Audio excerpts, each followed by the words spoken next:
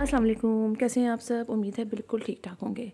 मैं 2-3 दिन से वीडियो अपलोड नहीं कर रही थी, तो मैंने सोचा आप लोग को अपडेट दे दूं कि मैं क्यों वीडियो अपलोड नहीं कर रही हूँ।